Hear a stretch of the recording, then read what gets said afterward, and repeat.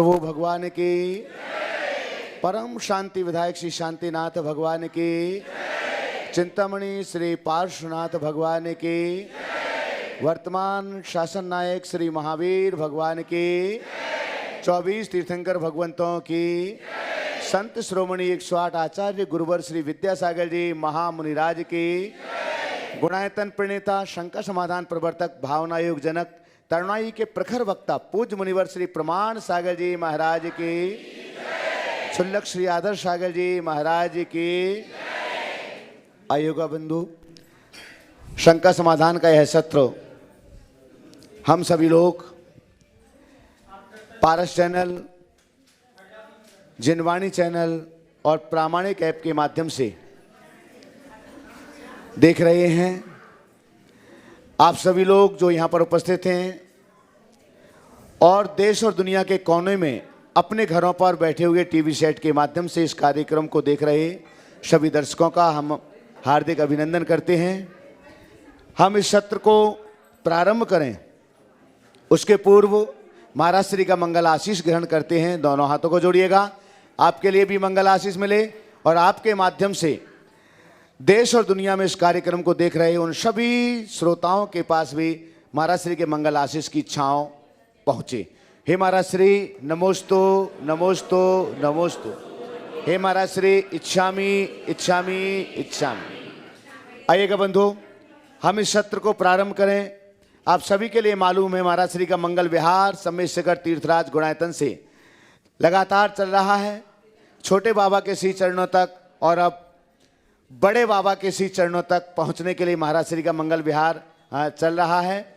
आज चिरमिरी की बेदी प्रतिष्ठा का समापन होने के बाद, श्री जी विराजमान होने के बाद और दोपहर को मूल नायक भगवान का महामस्तकाभिषेक संपन्न होने के बाद महाराज श्री का मंगल विहार मनेन्द्रगढ़ की ओर आगे चल रहा है और रास्ते से शंका समाधान का कार्यक्रम आप सभी लोग देख रहे हैं। कल प्रातःकाल महाराज श्री का मंगल प्रवेश मनेन्द्रगढ़ में होगा, जहां पर 7 और 8 तारीख को महाराज श्री का मंगल सानिध्य मनेन्द्रगढ़ वालों के लिए मिल रहा है और 8 तारीख को महाराज श्री की चरण सन्निधि में गढ़धर वलय विधान भी संपन्न होगा। आज चिरमिरी की छोटी सी समाज के बीच अनेक कार्यक्रम संपन्न हुए, एक इतिहास रचा गया, ऐतिहासिक कार्यक्रम संपन्न हुए। आज हमारे बीच जिस पुण्यशाली परिवार के यहाँ पूज्य श्री के गंधोदक मिला, आहार का सौभाग्य मिला, ऐसे परिवार को मैं आमंत्रित कर रहा हूँ।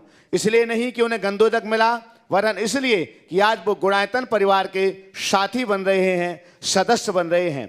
साथ ही उन्होंने चिरमिरी में बनने वाले संत निवास के लिए भी अपनी ओर से एक कक्ष के निर्माण में सहयोग दिया हुआ है और आज वे गुणायतन परिवार से जुड़ रहे हैं। मैं बहुत सम्मान से आमंत्रित कर रहा हूं रचित जैन, मोनिका जैन, संचित जैन, मोनिका जैन, तिथि जैन, मुक्ता ड्रेसेस, हल्दीवाड़ी, चिरमिरी पधारे।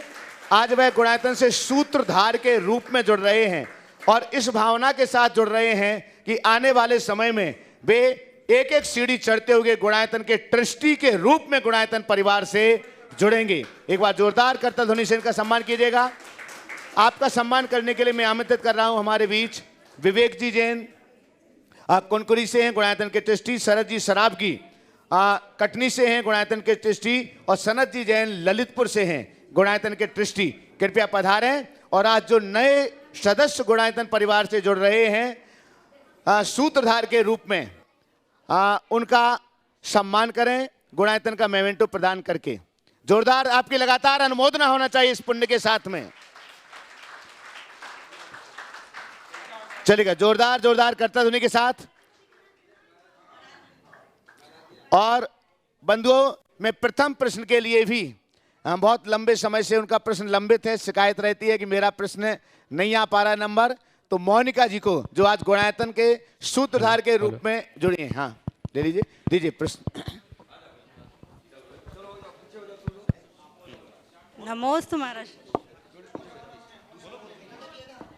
हेलो। और इसके बाद मैं अनुरोध करूंगा पारस चैनल के डायरेक्टर आज हमारे बीच यहाँ पर हैं, हाँ, प्रकाश जी मोदी, तो इसके बाद में सुमन प्रकाश जी मोदी भाटापारा तैयार रहेंगे। नमोस्तु महाराज श्री। इच्छामी महाराज श्री। महाराज श्री, मेरी ये जिज्ञासा है कि निर्यापक शब्द का क्या अर्थ होता है और जिन मुनियों के आगे निर्यापक शब्द लगाया जाता है उनके क्या विशेष कार्य होते हैं?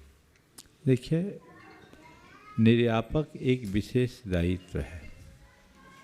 प्रवचन सार में लिखा है, लिंगक गहने तेसीम गुरुत्तिपब्बज दाए गो होदी छेदेसु उठावगा शेषा निज्जावया होती। जो दीक्षादायक गुरु होते हैं, गुरु के अतिरिक्त संघ अगर बड़ा हो तो संघ को संभालने के लिए अन्य जो बड़े मुनि होते हैं, जिन्हें आचार्य के द्वारा विशेष दायित्व दिया जाता है, उन्हें निर्यापक कहते हैं। ये एक प्रकार से कह सकते हैं कि जैसे क्लास में एक मॉनिटर होता है, वैसे उसकी भूमिका होती है। वो अपने संघ में रहने वाले संघस्थ साधुओं की पूरी देख रेख करते हैं, ऐसी व्यवस्था है। नमोस्तु महाराज श्री। नमोस्तु महाराज श्री। सुमन प्रकाश जी मोदी भाटापारा, और आपकी जोरदार करतल ध्वनि के बीच मैं उन्हें आमंत्रित कर रहा हूं। प्रकाश जी मोदी और डायरेक्टर हैं पारस चैनल के। आप महाराज श्री के है जो मांगलिक कार्यक्रम देखते हैं, शंका समाधान का ये लोकप्रिय कार्यक्रम जिसे देश और दुनिया के लोग देखते हैं, और आज भी हमारे बीच हैं, वे अपने प्रश्न यहाँ पर रख रहे हैं। इसके बाद में तैयार रहेंगे सुनीता जैन चिरमिरी।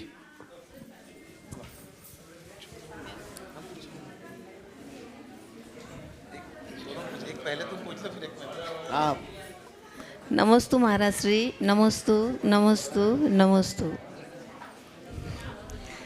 जिज्ञासा है महाराज श्री, हम अपना कल्याण कैसे करें? गृहस्थ धर्म निभाते हुए मोक्ष मार्ग कैसे प्रशस्त करें और हमारा समाधि मरण भी हो? पहले तो मैं चाहूँगा इस दंपति का जोरदार अभिनंदन। इनका परिचय भी पारस चैनल के डायरेक्टर के रूप में तो किया ही गया, पर मैं कहता हूँ इनका ये असली परिचय नहीं, इनका असली परिचय चिन्मय सागर जी महाराज की सेवा के लिए समर्पित लोगों में है। इनने अपना पूरा जीवन लगाया। इनकी इस गुरु भक्ति और इनके समर्पण का सभी को सत्कार करना चाहिए।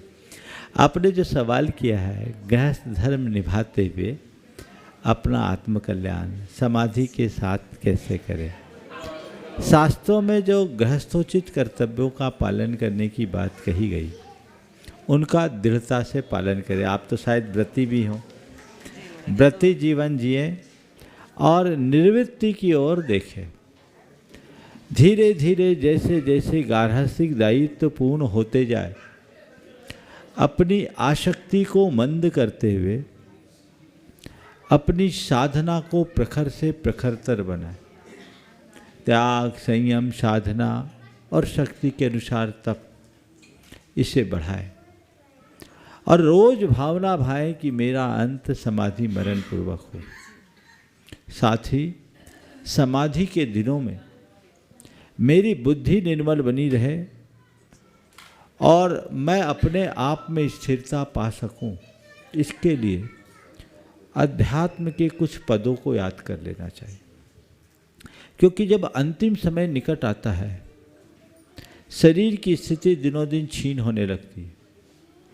न कुछ बोला जाता है, न सुना जाता है, न पढ़ा जाता है। उस समय यदि ये सब चीज़ें याद हो, और बुढ़ापे में अक्सर होता है पुरानी बातें याद रहती, नई कोई बातें याद नहीं होती, तो अभी से अगर ये सब चीज़ें हमें याद हो तो वो हमारे लिए बड़ा संबल बनती है। उससे हमारे परिणाम स्थिर होते हैं और व्यक्ति उसी के बल पर अपने आप को सचेतन रखते हुए अपना पथ प्रशस्त करता है। तो ऐसा देखा जा सकता है। महाराज जी, कौन से छंद गाथा याद करने चाहिए? समय सार आदि की गाथाएं, कुछ पद समझ में नहीं आते, और गाथा तो समाधि भावनाएं, भावना द्वास त्रिशतिका आदि कुछ आध्यात्मिक पदों को याद। प्रकाश जी, सुनीता जैन। प्रकाश जी भी बोलेंगे। आप प्रकाश जी। नमोस्तु महाराज श्री। नमोस्तु महाराज श्री। नमोस्तु महाराज श्री। हमें सामाजिक कार्यों से हर जगह जाना आना पड़ता है महाराज श्री, और कुछ ऐसी सामाजिक घटनाएं हमारे समक्ष आती हैं। साधु संतों का विहार चलता है, उनके साथ में कई संघ ऐसे हैं कि कोई लोग समाज के लोग 100 घर की समाज है लेकिन 4 लोग भी नहीं जा पाते हैं। ये एक बहुत बड़ी समस्या सामने आ रही है। कहीं पर कुछ दुर्व्यवहार हुए हैं, ये कुछ घटनाएं आ रही हैं, तो इस पे हमें क्या करना चाहिए, समाज का देखिए, क्या बहुत दायित्व बनता है? देखिए, साधुओं का बिहार श्रावकों की एक बड़ी जिम्मेदारी। इसमें 2-3 सुझाव मैं देना चाहता हूँ जो बड़े प्रैक्टिकल हैं और इसे समाज आत्मसात कर ले तो किसी प्रकार की दुर्घटना और अनहोनी को टाला जा सकता है। सबसे पहली बात तो ये कि हर साधु का अलग अलग प्रभाव होता है। व्यक्तिगत प्रभाव से आकर्षित होकर लोग किसी साधु के पीछे हजूम चलता है और किसी का प्रभाव कम है तो उनके साथ कोई नहीं जाता। तो उसके लिए समाज के लोगों को चाहिए कि अपने प्रतिष्ठानों में, सब हमारी व्यवसायी समाज है, अपने प्रतिष्ठानों में 1-2 व्यक्तियों को ऐसा रखें जो मौका आने पर दुकान छोड़कर साधु के अगले ठिकाने तक उन्हें छोड़कर आ सके। 5-7 भी हो तो हर संघ का बिहार निर्बाध हो सकता है। और इतनी बड़ी बड़ी समाजें कहीं भी 5-7-10 घर होते, एक आदमी एक्स्ट्रा रखो, भाई हम खुद नहीं जा सकते, हमारे बच्चे नहीं जा सकते। कई जगह तो ऐसा है कि सुविधा भी नहीं है, सबके बच्चे बाहर हैं, वृद्धों में शक्ति नहीं है या दुकान आदि छोड़ नहीं सकते। तो जो आपके प्रतिष्ठान में काम करने वाले लोग हैं, आप उनको डिप्यूट कीजिए कि आप जाइए महाराज श्री का अमुक स्थान तक निर्बाध बिहार करा के आइए। ये व्यवस्था बहुत आसानी से की जा सकती। दूसरा, सबको संबंधित थानों को सूचना देनी चाहिए। लगभग सभी राज्य सरकारों ने दिगंबर जैन मुनियों के बिहार को सुरक्षित करने की जिम्मेदारी ले ली है। अगर प्रशासन को पहले से कोई सूचना दी जाए तो प्रशासन की जिम्मेदारी भी बनती है और प्रशासन आगे बढ़ता है। और यदि ऐसा नहीं होता तो हर राज्य की राजधानी में कोई एक व्यक्ति का नंबर होना चाहिए। जैसे छत्तीसगढ़ में आपको छत्तीसगढ़ समाज का अध्यक्ष है ना, जी जी, तो एक ऐसा नंबर होना चाहिए। वो नंबर आपके चैनल के माध्यम से प्रसारित होना चाहिए। जिस स्टेट में वो व्यक्ति कोऑर्डिनेट करे कि हमारे इस मुनि संघ का, इस आरिका संघ का इस क्षेत्र से बिहार हो रहा है, इनका ये रूट है और इनको रास्ते में सुरक्षा दी जाए। यदि ये 2 बातें अपना ली जाए तो मुझे नहीं लगता कि फिर कोई समस्या बचेगी। और ये दोनों बहुत व्यावहारिक है, केवल तत्परता की ज़रूरत है। बाद में आप लोग हल्ला मचाते हैं, प्रशासन को कोसते हैं, अपनी जिम्मेदारी तो निभाइए। यदि उसे निभा लिया जाए तो बहुत अच्छा होगा। आपके माध्यम से मैं पूरे देश को संदेश देना चाहता हूँ और चाहता हूँ ये संदेश बार बार प्रसारित कीजिए ताकि समाज में चेतना जगे और हम सब साधु संतों का निर्बाध बिहार संपन्न कर सकें। नमोस्तु सुनीता नमोस्तु जैन, नमोस्तु महाराज। चिरमरी, और उसके बाद तैयार रहेंगे अखिलेश जैन, अंबिकापुर। भावना योग प्रणेता श्री मुनि प्रमाण सागर महाराज जी के चरणों में कोटि कोटि वंदन प्रणाम। सुलभ जी के चरणों में इच्छा में। महाराज जी, मेरा ये प्रश्न है कि अभी जो यागमंडल विधान हो रहा था, फिर से बोलिए। अभी जो यागमंडल विधान हो रहा था उसमें जो शुरू में पंच परमेष्ठियों के अर्घ चढ़े, उसमें आचार्य परमेष्ठि के लिए आया अन्नबद्ध विद्या विद्योतनाय नमः। उसका अर्थ क्या होता है? अन्नबद्ध अनवरत है कि अन्नबद्ध, हाँ, अन्नबद्ध विद्या विद्योतनाय आचार्य परमेष्ठि वो नमः। अनुबद्ध विद्या प्रद्योतनाय, हाँ, वो प्रसंग देखने के बाद मालूम पड़ेगा, पर मुझे जो अभी समझ में आ रहा है उसका अर्थ ये है कि भगवान की वाणी के रूप में जो ज्ञान मिला, उस श्रुत की परंपरा को जो आगे फैला रहे हैं वो आचार्य हैं। ऐसे आचार्य को नमस्कार किया गया। संभवतः ऐसा अर्थ हो सकता है, बाकी इसका वास्तविक अर्थ उस प्रकरण को देख करके ही बताया जा सकता है। अनुबद्ध है या अनवरत है या क्या? अनवद्ध, अनवद्ध है, अनुबद्ध बोल रही है, अनवद्ध। अरे अर्थ ये हो गया अनवद्ध, अर्थात बिल्कुल निर्वद्ध, पाप रहित, निष्पाप, शुद्ध विद्या को प्रकाशित करने वाले हम आचार्य को नमस्कार। नमोस्तु महाराज जी, नमोस्तु। अखिलेश जैन अंबिकापुर, आपके बाद तैयार रहेंगे अंकुर जैन प्रमाण सागर सेवा संघ चिरमिरी। वहीं दे दो पीछे। हाँ बोलो आप बोलो। हाँ बोलो बोलो, चालू। हाँ बोलो।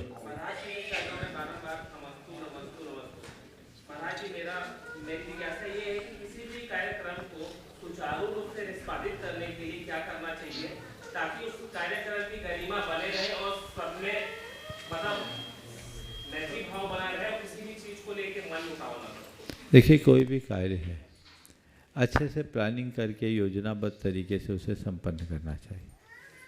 अगर हमने पहले से कार्य योजना बना ली तो कहते हैं अच्छी कार्य योजना आधा काम अपने आप कर देती है।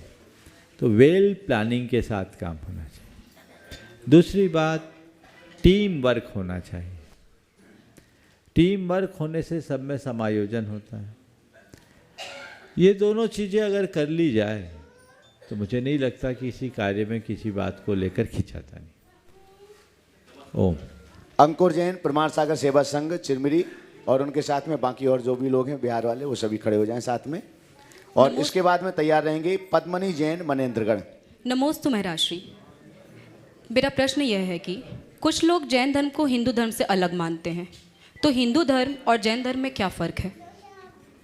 देखिए, जैन धर्म और हिंदू धर्म ये जो बातें की जा रही है, मैं कहूँगा हिंदू कोई धर्म नहीं है। हिंदू एक संस्कृति है। जो हिंदुस्तान में वो सब हिंदू है।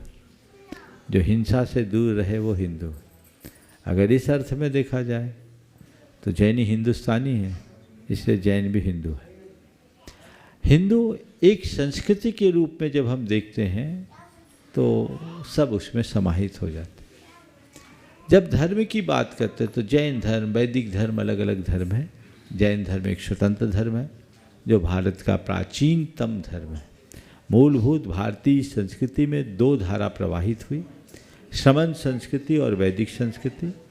श्रमण संस्कृति का प्रतिनिधित्व जैन और बौद्धों ने किया और वैदिक संस्कृति में इतर भारतीय धर्मों ने किया। तो इसलिए दोनों धर्म की दृष्टि से अलग है, पर हम अगर हिंदू संस्कृति को भारतीय संस्कृति का प्रतीक मान ले तो दोनों एक है। पद्मनी जैन मनेंद्रगढ़। इसके बाद में तैयार रहेंगे अभिषेक जैन बेंगलोर। महाराज श्री के चरणों में त्रिवार नमोस्तु नमोस्तु नमोस्तु। महाराज श्री, मैं बैंक में कैसे पद पर कार्यरत हूँ और मेरी ये शंका है कि मुझे कैश कार्य के सिवा कई ऐसे लोन डिपार्टमेंट भी देखने पड़ते, लोन का भी कार्य करना पड़ता है। उसमें हमारे हॉर्टिकल्चर और फिशेस जैसी लोन भी रहती है, जिसमें हम मत्स्य पालन, मुर्गी पालन, ये सब भी हम फाइनेंस कर लें। कई हद तो मैं इसको अवॉइड करती हूँ, बट कभी कभी ऐसा होता है वो कार्य मुझे करना पड़ता है। अगर मैं नहीं करती हूँ तो मैं कार्य के प्रति लापरवाही हूँ, अगर मैं करती हूँ तो धर्म के प्रति। तो मैं ऐसा कैसे बैलेंस बनाऊँ कि मैं धर्म और कर्म दोनों आप जैसे बहुत सारे जैन भाइयों के सामने ये समस्या आई है, लेकिन मेरे संपर्क में बहुत से ऐसे लोग हैं जिनने पूरी ज़िंदगी बैंक में सर्विस करके निकाल दी, लेकिन इस काम से अपने आप को बचा के रखा। अब कैसे बचाना है वो आपको रास्ता निकालना है। कोशिश करो मेरी कलम से एक भी पोल्ट्री के लिए कोई लोन सेंशन ना हो। महर्षि, अगर मैं मना भी करती हूँ तो मुझे अपनी आईडी देनी पड़ती है। वो आप अपनी कुशलता से काम करो। अगर आप वो सेंशन कर रही हो तो तय मान करके चलना, उसके पाप के भागीदार भी बन रहे हो। तो हमें ये देखना है कि कैसे काम करें। महाराज, फिर तो नौकरी करना मुश्किल होगा। मुश्किल है लेकिन असंभव नहीं है। बहुत लोगों ने किया है। आजकल कुछ सिस्टम बदला है, मानता हूँ, लेकिन कुछ न कुछ अपनी कुशलता का परिचय दे के रास्ता निकाला जा सकता है। वैसे ये हो सकता है कि जिस पीरियड में हमारे साथ एक मैंने डेट दिया जाता उस पीरियड में मैं बैंक नहीं जाऊँ फिर। मैं ज़्यादा विवेचना नहीं करना चाहता, ये आपको अपने विवेक का प्रयोग करना है। हम दुनिया को नहीं रोक सकते, खुद पर हमारा नियंत्रण है। समझ गए? नमस्ते महाराज। अभिषेक जैन बेंगलोर, और इसके बाद में तैयार रहेंगे नितिन जैन मनेंद्रगढ़। नमोस्तु महाराज श्री, नमोस्तु महाराज श्री, इच्छामी महाराज जी। महाराज श्री ये जानना चाहते हैं कि जब गुरु ध्यान करते हैं तो उस समय किस चीज़ के बारे में सोचते हैं, और क्या वो हम गृहस्थ जीवन में रह के क्या हम उस चीज़ का ध्यान कर सकते हैं? देखिए, हर साधक के ध्यान का एक अपना अपना रूप होता है। पर्टिकुलर हम ये नहीं बोल सकते कि क्या ध्यान करते हैं। आप मुझसे पूछो तो मैं अपना बता सकता हूँ। हम लोग जब ध्यान करते हैं तो कई रूपों में ध्यान करते हैं। हम कई बार भावना भाते हैं अपनी अशुद्ध आत्मा की। ये एक प्रकार की भावना है जिसकी गहराई में डूबते हैं, आनंद आता है। कई बार हम तत्व का चिंतन करते हैं जो हमने शास्त्रों में पढ़ा, उसके आधार पर। कई बार हम केवल साक्षी भाव में बैठ जाते हैं, अपनी आती जाती सांसों को देखते भर। तो ये अलग अलग प्रैक्टिस है। हर साधक अपने अपने तरीके। कई बार हम जाप भी करते हैं, कई बार हम पदस्थ पिंडस्थ रूपस्थ रूपातीत ध्यान भी करते हैं। तो ये अलग अलग प्रक्रियाएं हैं जिसे हम लोग अपने समय और रुचि के अनुकूल कर लेते हैं, करते अपने हिसाब से। अब रहा सवाल आम जन क्या करे, तो ध्यान के संदर्भ में मैं इतना जरूर कहना चाहूँगा, गुरु के निर्देश के बिना ध्यान की किसी प्रक्रिया को मत अपनाना, नहीं तो कई बार लाभ की जगह नुकसान भी होता है। इसको ध्यान रखना। नितिन जैन मनेंद्रगढ़, और इसके बाद तैयार रहेंगे सौम्य जैन पेंड्रा। हेलो, नमोस्तु नमोस्तु महाराज श्री, इक्षामी महाराज। महाराज श्री, मेरा एक प्रश्न था, द्रौपदी के चीरहरण का उल्लेख किस ग्रंथ में? हमने पांडव पुराण भी पढ़ा और हरिवंश पुराण भी पढ़ा, उसमें इन दोनों का उल्लेख कहीं भी नहीं है। ये महाभारत की उक्ति है। महाभारत में विस्तार से इसका वर्णन है। जैन पुराणों में मुझे भी स्मरण नहीं है, अगर उत्तर पुराण में हो तो मैं कह नहीं सकता, मुझे स्मृति नहीं है, लेकिन शायद नहीं। नमोस्तु महाराज। सौम्य जैन पेंड्रा, और इसके बाद तैयार रहेंगे स्मिता जैन चिरमिरी। सौम्य दो इधर।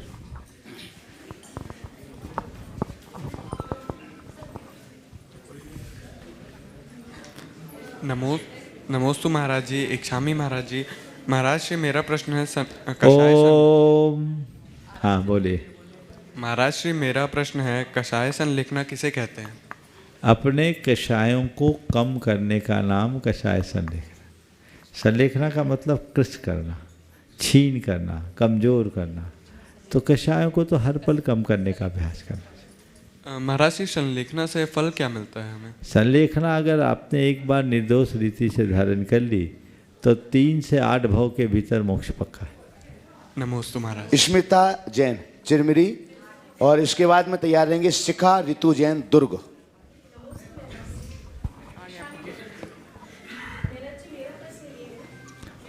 ओ माइक ठीक करो।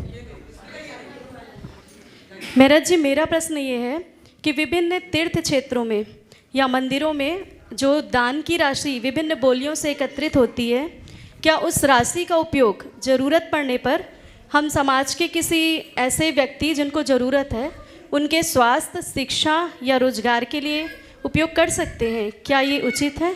देव द्रव्य का प्रयोग देव द्रव्य के लिए ही करना चाहिए, अथवा दीन दुखी के कल्याण के लिए। साधर्मियों के लिए अगर कोई काम करना है तो उसके लिए अलग फंड होना चाहिए, और इसका एक बहुत अच्छा सॉल्यूशन है। मैंने पहले भी इस बात को आप सबके बीच रखा है। मंदिरों में, कमेटियों में एक व्यवस्था होनी चाहिए, वह है साधर्मी सहयोग अथवा धर्म प्रभावना। धर्म प्रभावना शब्द बहुत व्यापक है। मंदिर में गुल्लक रखिए, एक मंदिर का गुल्लक है और एक गुल्लक धर्म प्रभावना का है। उसमें साधर्मी को सहयोग, प्रबंध, सब कुछ, सैलरी एलरी सब दे सकते हैं। धर्म प्रभावना, प्रबंध, ये सब अर्धा दीजिए। उसके पैसे का प्रयोग आप कहीं भी उपयोग में कर सकते हैं। लेकिन जो द्रव्य देव द्रव्य के नाम पर नियोजित है उसको हम अपने लिए प्रयोग में न लें, वो उसके लिए ठीक नहीं रहेगा। ऐसा करिए, देव द्रव्य के पैसे को आप अपने काम में उपयोग नहीं ले सकते, लेकिन अपने काम प्रभावना के पैसे को देव द्रव्य में उपयोग में ले सकते हैं। और इसलिए मैं आप लोगों से कहता भी, मंदिर में जब गुल्लक देखने जाओ तो प्रभावना वाले में ज़्यादा पैसा डालो, बच जाएगा। सो प्रबंध के बाद जो बच जाएगा वो मंदिर काम में आएगा। नहीं तो केवल मंदिरों में बैंक बैलेंस बढ़ता जाता है, हुंडियाँ बढ़ती जाती है और फिर झगड़े भी होते हैं। उसका सदव्यय होना चाहिए और ये परिपाटी सभी मंदिरों में करना चाहिए। और इससे क्या होगा, मंदिर के पदाधिकारी पाप से बचेंगे। क्योंकि कभी भी कोई धार्मिक सामाजिक कार्यक्रम होते हैं, जेब से कोई खर्चा करता नहीं। आपने भोजन किया और फंड कहाँ का लगा? देव द्रव्य खाया, निर्माल्य का भक्षण हुआ, कितना बड़ा पाप हुआ। जितने लोग खाएं उनको कम पाप, जिसने खिलाया वो ज्यादा पाप करेगा। तो अगर आप इस महाराज फिर करेगा कहाँ से जेब खर्च करें, जेब से कितना निकालें, फिर तो कोई कर ही नहीं सकते। गाड़ियाँ छोड़ना, ये करना वो करना, ये फंड बना लो, उस तरह से काम करो। कोई बड़ा धार्मिक आयोजन है, पहले से घोषित कर दो कि इस आयोजन में हम जो राशि आएगी उसको इस कार्य में लगाएंगे, पूर्व घोषित हो जाए। तो आपने दिया ही उस काम के लिए, तो वो आपके लिए उपयोगी हो सकता है। लेकिन देव द्रव्य का उपभोग इस तरह से करना न तो उस व्यक्ति के हित के लिए है न समाज के हित के लिए। शिखा ऋतु जैन दुर्गो आगे तैयार रहेंगे। सनत जैन ललितपुर ट्रस्टी गुणायतन।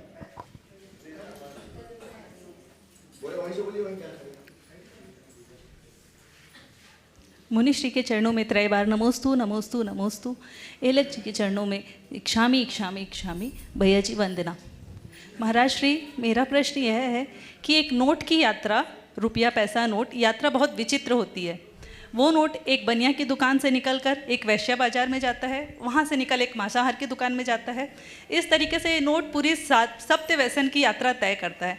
फिर यही नोट हमारे हाथों से मंदिर में दान के लिए डाल दिया जाता है। तो इसका क्या समाधान है महाराज जी? देखो, बहुत अच्छा सवाल आपने किया।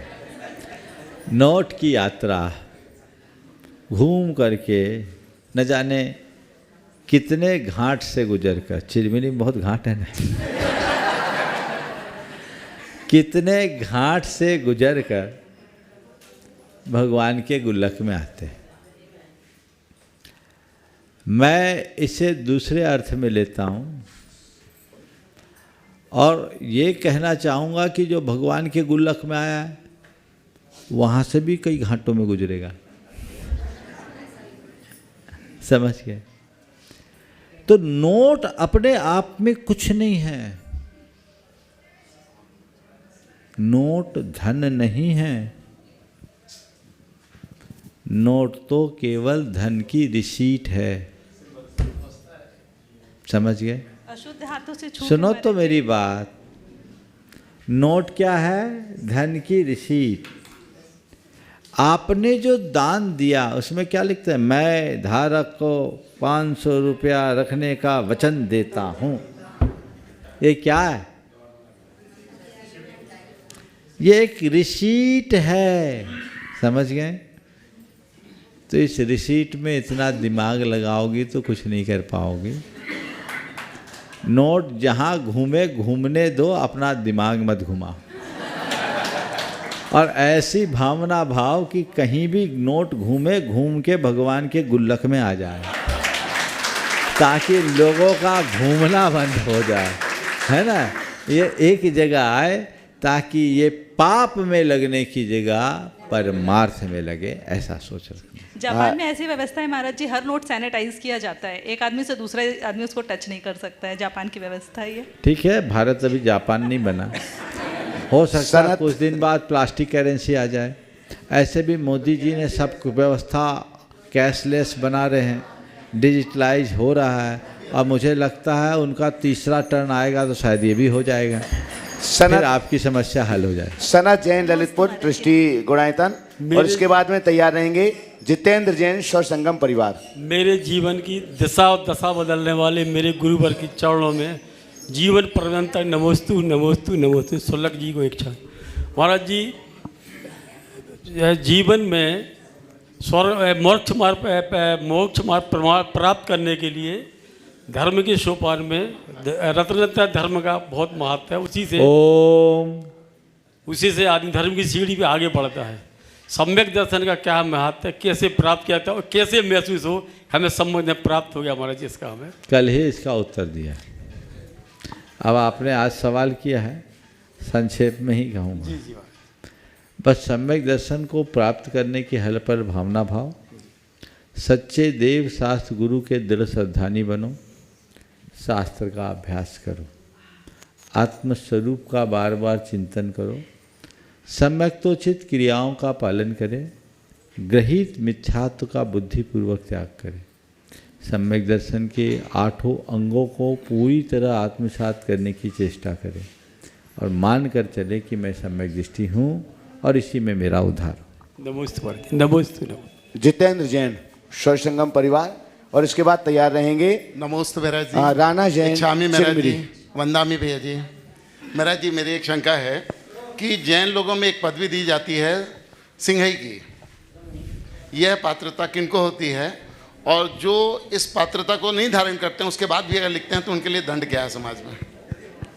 देखिए, सिंहई की परंपरा मूलतः बुंदेलखंड में, यद्यपि लमेचू समाज में भी सिंहई की पदवी मिलती थी। राजस्थान में सिंहई की जगह संघवी शब्द का प्रयोग, राजस्थान में भी, गुजरात में भी। सिंहई पद जो एक उनके लिए दिया जाता था जिनके परिवार के द्वारा मंदिर बनाकर पंचकलाना गजरथ कराया गया। एक बार करने पर सिंहई, 2 बार करने पर सवाई सिंहई, 3 बार करने पर देवड़िया और 4 बार करने पर चौधरी। तो पुरखों ने किया तो आज चला आ रहा है सिंहई। तो सिंहई एक उपाधि थी और उसके बाद श्रीमंत है, ये उपाधियाँ दी जाती थी, ये सामाजिक व्यवस्था है। आज तो कोई को लगभग दी नहीं जाती, और दी जाती तो तभी देना चाहिए जब इस प्रकार की गरिमान रूप उसका कोई काम हो। एक छोटी सी शंका और थी महाराज जी। हाँ। हम जो पूजा करते हैं उसमें हम जो द्रव्य दान देते हैं, द्रव्य रखते हैं मंदिर में, उसकी महत्वता क्या है कि समाज में अगर 40 घर हैं तो 2 घर से ही वो द्रव्य आती है और उससे ही पूजा होती है, जो सामूहिक पूजा होती है। देखिए, मेरा ये कहना है, जिसमें सब लोगों आप को मालूम पूजन कर रहे हो पुण्य कमाने के लिए, और पूजा करने में तुम्हारे पास द्रव्य भी अपना ना हो तो कितना दारिद्र है। पूजा की पंक्ति दूसरों की, पुस्तक दूसरों की, मंदिर तुम्हारा नहीं, उपकरण तुम्हारा नहीं, द्रव्य भी तुम्हारा नहीं, तो पुण्य तुम्हारा कैसे होगा?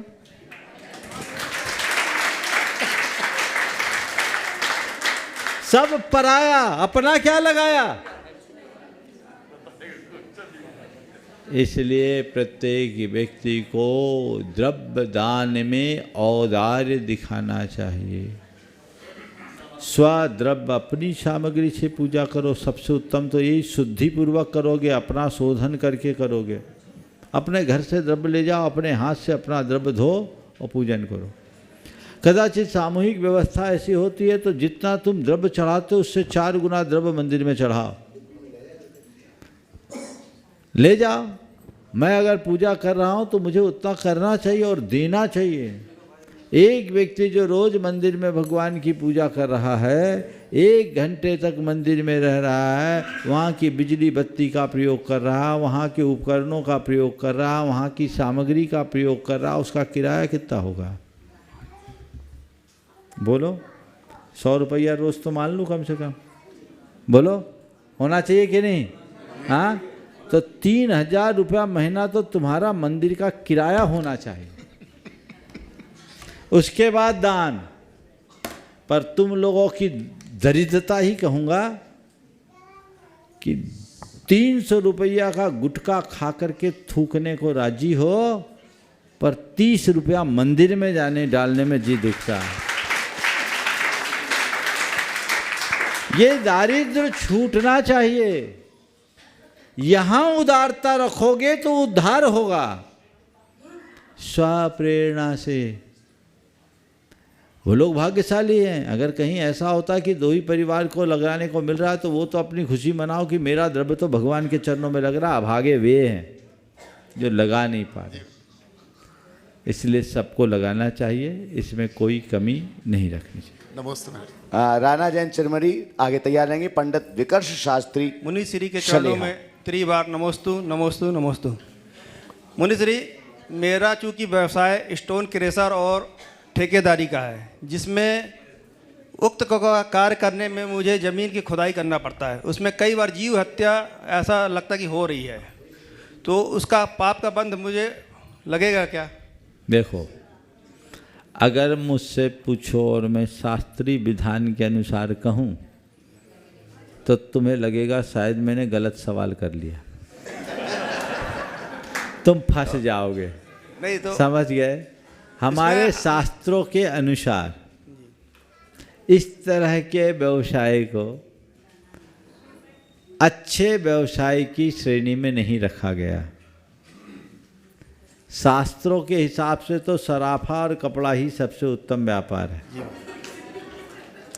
अब आज के हिसाब से मैं तुम्हें कड़ाई से कहूँ तो सारे उद्योग धंधे सब बंद करने पड़ेंगे जी, क्योंकि ये जितने भी उद्योग हैं ये महाआरंभी उद्योग है। शास्त्रों के अनुसार अल्प सावध का व्यवसाय करना चाहिए। मुझसे पूछो कैसा व्यापार करे तो मैं कहूँगा जिसमें न्यूनतम हिंसा, अधिकतम आय और अल्पतम व्यस्तता हो, व्यवसाय करो। लेकिन मुनि श्री सुनो तो पूरी बात, अभी मुझे बोल लेने दो। क्या बोला? न्यूनतम हिंसा, अधिकतम आय और अल्पतम व्यस्तता हो। एक दफे मैंने ऐसा कहा तो बोला महाराज जी 2-4 व्यापार का नाम बता दो आप। हमने कहा कंसल्टेंट से पूछो, मुझसे क्यों पूछ रहे हो? वो तो वही बताएगा। तो यही व्यवसाय का मकसद होना चाहिए। लेकिन आज की व्यवस्था के अनुसार यदि ऐसा सब करने लगे तो देश की प्रगति रुकेगी। देश के विकास के लिए औद्योगिक विकास भी अपेक्षित है। एक व्यक्ति एक उद्योग चलाता है, उस उद्योग के माध्यम से यदि अनेक लोगों को रोजगार मिलता है, देश की अर्थव्यवस्था अगर उससे व्यवस्थित होती है तो काम पूरी तरह नकारने योग्य नहीं है। पर वो उस व्यक्ति की मानसिकता पर है कि उसका उद्देश्य क्या है। केवल पैसा कमाना या देश और समाज की सेवा करना भी। कोरा पैसा कमाना उसका लक्ष्य है तो महाआरंभी व्यक्ति कहलाएगा, और पैसा कमाकर देश और समाज की सेवा में लगा है तो वो अपने आरंभजन पाप को साफ भी कर सकेगा। समझ गए? इसलिए कमा रहे हो तो केवल कमाई को मत देखना, उसकी ओट में रहने वाले पाप को भी देखना। नहीं, सब वर्करों को बोल के रखे हैं जीव हत्या एक भी नहीं होना चाहिए। मैं जो बोल रहा हूँ सो सुनो, वो तो जो होनी है सो होती है, सावधानी तो रखो। नहीं, सावधानी पूरी बरतते हैं। जो अब मैं बोल रहा हूँ सुनो। उसकी ओट में छिपे पाप को भी ध्यान में रखना चाहिए और अपने द्वारा जोड़े गए धन को परमार्थ में लगाकर उसका प्रायश्चित करना चाहिए। यही इसका एक उपाय है। जोड़ा हुआ धन तो यहीं छूट जाएगा, पर उससे जुड़ा हुआ पाप न जाने कितने भाव तक साथ जाएगा। इसलिए ये समझ अगर सबको विकसित हो जाए, आपके माध्यम से मैं सबको बोल रहा हूँ, ये विकसित हो जाए तो जीवन धन्य हो जाएगा। मैं ये नहीं यह कह करके दायरे को सीमित करना नहीं चाहता, लेकिन जो विस्तृत रूप से काम कर रहे हैं उन्हें अपने दूसरे दायित्व को भी समझना चाहिए और उसका अनुपालन करना चाहिए। नमस्ते महाराज। पंडित विकर्ष शास्त्री सलेहा और उसके बाद में तैयार रहेंगे प्रभा जैन चिरमिरी। नाम है प्रमाण और काम भी प्रमाण, जिनका खुद है प्रमाण और धाम भी प्रमाण है। 4 पंक्तियों के साथ गुरुदेव के चरणों में एक प्रश्न। नाम है प्रमाण और काम भी प्रमाण, इनका खुद है प्रमाण और धाम भी प्रमाण है। गुरु विद्या सागर का कोहनूर है प्रमाण, धर्म विज्ञान का प्रमाण भी प्रमाण है। कि जैन धर्म वान मुनियों की है ये शान, जैन धर्म चेतना के आप ही तो प्राण हैं। चरणों प्रमाण ऐसे गुरुवर प्रमाण आप, चरणों में सबका कोटि कोटि सह प्रणाम है। पूज्यवर के चरणों में कोटि कोटि नमोस्तु सहित। गुरुदेव प्रश्न ये है कि सब आज धर्मात्मा दिखना तो चाहते हैं, लेकिन हम धर्मात्मा बनना क्यों नहीं चाहते? दिखना तो चाहते हैं और आपकी बातें भी बड़ी मीठी मीठी बड़ी अच्छी लगती हैं और लगता है कि बहुत अच्छा कहा गुरुदेव ने। शंका समाधान के बाद सब लोग कहेंगे, लेकिन बाद में सब भूल जाते हैं, ऐसा क्यों? देखो, बहुत अच्छा सवाल। सुनते समय अच्छा लगता है पर उसे स्वीकार नहीं पाते। स्वीकार न कर पाने का 2 बड़ा कारण। एक तो ये कि लोग प्रायः कान से सुनते हैं, हृदय से नहीं सुनते। कान से सुनोगे, स्वीकार भाव आए, कोई ज़रूरी नहीं। हृदय से सुनोगे, वो बात सीधे जहन में उतरेगी और वो तुम्हारे भीतर एक नया ट्रांसफॉर्मेशन घटित करेगी, रूपांतरण घटित करेगी। तो कान से सुनना बंद करो, हृदय से सुनना शुरू करो। जो जो सुनते हैं उनमें रूपांतरण होता है। वो भीड़ नहीं दिखती, लेकिन भीड़ में उनकी एक अलग पहचान जरूर बन जाती है। दूसरी बात, हमारे पुराने संस्कार ऐसे होते, 1 घंटा सुना फिर गए तो दूसरे संस्कार हावी हो गए। तो 23 घंटे की बातें तो मन लगा के सुनते हैं, बाकी गुरुओं की बातें तो आधे अधूरे मन से सुनते हैं। तो जो बातें मन लगा के सुनते हैं, मन में वो बैठ जाती है, और जो आधे अधूरी होते वो हवा हो जाती। तो मन लगा करके सुनना शुरू करे, अपने संस्कारों के शोधन का अभ्यास बढ़ाए, जिससे अपने जीवन को बेहतर बनाया जाए। नमोस्तु गुरुदेव। प्रभा जैन चिरमिरी। आगे तैयार रहेंगे अंशिका जैन दृष्टि गुणायतन।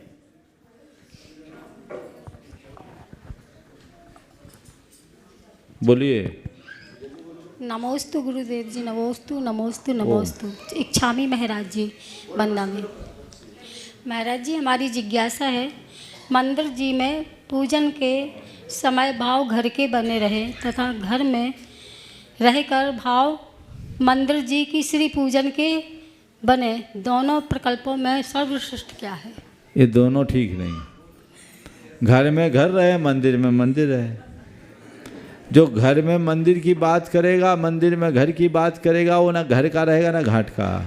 सही बात। इसलिए दोहरापन ठीक नहीं। मंदिर में मंदिर जैसी बात, घर में घर जैसी बात। नमस्ते। अंशिका जैन दृष्टि गुणायतन। आगे तैयार रहेंगे विनय जैन चिरमिरी। मुनिवर के चरणों में कोटि कोटि नमन, कोटि कोटि नमन। नमोस्तु महाराज श्री। एलक जी के चरणों में इच्छामी छुल्लक जी, एलक जी छुल्लक जी के, हाँ। सॉरी। महाराज श्री जी, मेरा प्रश्न ये है कि जैसे कि मेरे पापा बहुत जगह दान करते हैं, वेदी बनवाते हैं, भगवान जी की प्रतिमा विराजमान करवाते हैं और उन्हें मौका भी मिल जाता है, तो अब आगे हम ऐसे भाव कैसे बनाएं कि हमें भी उनकी तरह ऐसे भाव जगें और हमें भी ऐसे मौके मिलें और उनके दिखाए हुए रास्तों में चल सकें और दान कर सकें। बस हमेशा जब भी कोई ऐसा करे तो उसकी खूब अनुमोदना करो और मन में एक धारणा बनाओ, संकल्प जगाओ कि जब भी मैं योग्य बनूं, समर्थ हूं, तो अपना धन ऐसे ही कार्यों में लगाऊं। रास्ता खोले। नमस्ते। विनय जैन चिरमिरी, और इसके बाद में आगे तैयार रहेंगे शिल्पा जैन पेंड्रा। नमोस्तु महाराज जी, नमोस्तु महाराज जी, नमोस्तु महाराज जी। हाँ बोलो। महाराज जी, ब्रह्मचर्य के जो व्रत लेते हैं, ओम, ब्रह्मचर्य जो व्रत लेते हैं, क्या हाँ। विचारों में भी दोष लगता है? देखिए, व्रत तो भूमिका अनुरूप होता है, कृतकारिता अनुमोदन से त्याग होना चाहिए। अपनी अपनी भूमिका से करे, द्रव्य से, द्रव्य के साथ भाव से। भूमिका के अनुसार एक गृहस्थ अगर द्रव्य रूप से भी ब्रह्मचर्य पालता है तो वो सराहनीय। ओ हाँ, जब तक शिल्पा जैन पेंड्रा, और इसके बाद मैं अनुरोध करूंगा ऑनलाइन प्रश्नों के लिए आप छुल्लक श्री आदर सागर जी महाराज जी के चरणों में। दोबारा नंबर आ गया, बेटे का था पहले। चलो बोलो, ठीक। हाँ महाराज श्री, मेरा प्रश्न मतलब ये परिवार के लिए भी है और समाज के लिए, कि आपसी एकता कैसे बनी रहे समाज में और परिवार में। मतलब ये दोनों के लिए है कि परिवार में आपसी एकता कैसी बनी रहे और मन मुटाव जो है वो कैसे कम हो सके। देखिए, एकता और सामंजस्य बनाए रखने के लिए 4 बातों को ध्यान रखा जाए, चाहे घर परिवार हो या समाज, सर्वत्र अच्छा होगा। सबसे पहली बात, एक दूसरे का आदर। अगर एक दूसरे का आदर कर पाओगे, एकता बनी रहेगी। दूसरी बात, एक दूसरे का सहयोग, सहयोग, समादर, समन्वय। सहयोग, समादर, समन्वय और एक दूसरे को साथ देने की आदत, साथ निभाने की आदत, एक दूसरे की बातों को सहने की सामर्थ्य अगर अंदर आ जाए तो सब एकता है। चलिए महाराज जी, हम लोगों पेंड्रा वालों का सिर्फ एक निवेदन कि आपकी ट्रेन उस तरफ आ जाए। बिल्कुल बिल्कुल, भावना। मैं पाठशाला संचालित कर रही हूँ, मैं प्रामाणिक पाठशाला से उसको जोड़ने के लिए मेरी बात भी हो गई है। बहुत बढ़िया, आशीर्वाद। आप पहुँच जाएंगे, मेरे बच्चों को सब आशीर्वाद मिलेगा। आप एक बार आदिश्वर पाठशाला के बच्चों को। नमोस्तु महाराज जी। ऑनलाइन प्रश्नों के लिए छुल्लक श्री आदर सागर जी महाराज जी के श्री चरणों में इच्छामी पूर्वक निवेदन करता हूँ। के चरणों में कोटि नमन। प्रथम प्रश्न प्रवीण सिंह जी गड़ाकोटा से कर रहे हैं। गुरुवर कौन है? प्रवीण सिंह गड़ाकोटा। हाँ, बोलिए। इंसान का जीवन एक सिक्के के समान होता है, इसके एक और सुख है तो दूसरी ओर दुख होता है। हाँ, सुख दुख अतिथि है, बारी बारी से आते हैं और चले जाते हैं। तो हे गुरुवर, हमारे जीवन में जब भी दुख आवे तो दुख को सुख में बदलने के प्रभावी तरीके कौन कौन से हो सकते हैं? कृपया सूत्र प्रदान करें। बहुत अच्छा। दुख को सुख में बदलने का प्रभावी तरीका, मेरे पास एक टेक्नोलॉजी है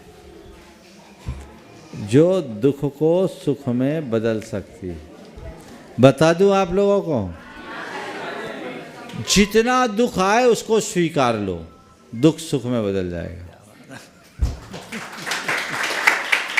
बोलो, अभी आप सब लोग मेरे साथ पैदल चल कर आए, तो पैदल चल कर आए तो क्या पैरों में गद्दा मलमली स्पर्श हुआ? कईयों के पैर छिल गए होंगे, कईयों के पैरों में फफोले आए होंगे ना। लेकिन दुख हुआ क्या? कहाँ फंस गए महाराज के साथ आके? क्या हुआ? सुख मिल रहा है। अरे आज मेरा सौभाग्य कि हमने महाराज जी के साथ 10 किलोमीटर विहार कराया है ना। ये क्यों आया? क्योंकि आपने स्वीकार किया। अगर कोई आपको जबरदस्ती धकेला होता तो रोते रोते आते, समझ गए? तो बस एक सीधा सा रास्ता है, कैसा भी दुख आए स्वीकार कर लो। चलो ठीक है, ये भी स्वीकार, दुख हल्का हो जाएगा। समझ गए? देखो, पानी की बाल्टी को जब कुएं में डालते हैं, जब तक वो बाल्टी पानी के सतह के नीचे होती, वजन लगता है क्या? वजन कब दिखता है? बस इसी तरह दुख की बाल्टी के नीचे जब तक स्वीकार भाव का पानी भरा रहेगा, दुख का भार भी हल्का हो जाएगा। स्वीकृति अंदर की जीवन को बदलेगी। प्रमोद पापड़ीवाल जी जयपुर से प्रश्न कर रहे हैं, महाराज श्री, शादी बिजली के तारों की जैसी है, सही जुड़ जाए तो रोशनी, नहीं तो झटके ही मिलते हैं, जिसके कारण आजकल के युवाजन शादी के नाम से डरते हैं। मेरा प्रश्न यह है कि आज के युवाजन शादी के बाद मिलने वाले झटकों से नहीं डरें, इसके लिए वे क्या करें? देखिए, बहुत अच्छी बात, बिजली के दो तारों की तरह है, जुड़ जाए तो ठीक और नहीं तो झटके। मैं आपसे कहता हूँ, आजकल एक बड़ी अच्छी टेक्निक आ गई। वो क्या है? इंसुलेटेड वायर है। अगर इंसुलेशन चढ़ा रहे तो तार तार से चाहे जैसे चिपके, स्पार्किंग होगी ही नहीं। होगी क्या? तो मैं आप सबसे कहता हूँ, तार चाहे कैसे भी हों और कितने भी हो, अगर आपके अंदर संयम और सकारात्मकता का इंसुलेशन चढ़ा है तो कोई खतरा नहीं। आगे का प्रश्न महाराज श्री यहाँ पर रखें। मैं उसके पूर्व यहाँ बुला रहा हूँ, हमारे बीच यहाँ पर उपस्थित हैं संतोष सिंह जी, नेता प्रतिपक्ष नगर निगम और साथ में पार्षद चिरमिरी, पधारें, आइएगा। महाराज श्री के श्री चरणों में पहुँच करके मंगल आशीष ग्रहण कीजिएगा और एक बार जोरदार करतल ध्वनि से आप लोग सम्मान भी कर दीजिएगा। यहाँ तक पहुँचे हैं संतोष सिंह जी महाराज श्री के चरणों में। और अब मैं कोई सवाल करना है? पूछेंगे कुछ? महाराज जी के चरणों में कुछ दे दो, माइक दो, वहाँ से दे दो, चलेगा। हाँ, यहीं पर खड़े हो जाए। मुन्ने जी, सवाल तो नहीं है, लेकिन मैं धन्य हूँ कि मेरे वार्ड क्रमांक 1 में इस भवन में आपका चरण पद आगमन हुआ और मैं बहुत खुश हूँ कि आज कम से कम मुझे सेवा करने का अवसर। बहुत सुंदर। लक्ष्मी जैन जी कटनी से प्रश्न कर रही हैं, मेरी जिज्ञासा यह है कि जीवन में मित्रता भी आवश्यक है, संबंध भी आवश्यक है, लेकिन कठिन परिस्थितियों में अकेले जीवन जीने की कला का आना भी आवश्यक है। तो गुरुवर, कठिन परिस्थितियों में अकेले कैसे जीवन जीना सीखें, कृपया समाधान करें। मित्रता और संबंध आवश्यक है, कठिन परिस्थितियों में अकेले जीने का अभ्यास भी आवश्यक है। आपने पूछा है कठिन परिस्थितियों में अकेले जीने की बात कैसे कर सीखें। मैं ये कहता हूँ, सबके बीच में रहते हुए भी अपने आप को अकेले मानने का अभ्यास सीख लो। भीड़ में भी जो व्यक्ति अपने अकेलेपन का एहसास करता है, उसके कोई साथ रहे तो और वो अनाथ रहे तो वो आनंद में रहता है। हकीकत यही है कि हर मनुष्य भीड़ में भी अकेला है, क्योंकि अपना सुख दुख जीवन मरण सब तो हमें अकेले ही भुगतना है। कोई दूसरा है क्या? दूसरा साथ हो सकता है पर साथ दे नहीं सकता। मुझे कोई दर्द हो तो दूसरा मेरे दर्द में अपनी सहानुभूति प्रकट कर सकता है, लेकिन मेरे दर्द का अनुभव नहीं कर सकता। इस सत्य को स्वीकार करना चाहिए और ये मानना चाहिए, मैं सबके साथ हूँ, एक संयोग है नदी नाव का। सबका ठिकाना अपना है, सबका लक्ष्य अपना है, जिसका जब समय आएगा वो वहाँ चला जाएगा। हम जब तक साथ हैं, हिल मिल कर रहे, और हैं तो सब अपना अपना नाथ, बाकी सब अनाथ। समय आपका हो गया। यहीं पर विराम। बोलिए परम पूज्य आचार्य गुरुवर श्री विद्यासागर जी ने। पूज्य मुनिवर श्री प्रमाण सागर जी महाराज के ओम। शतक श्री आदर सागर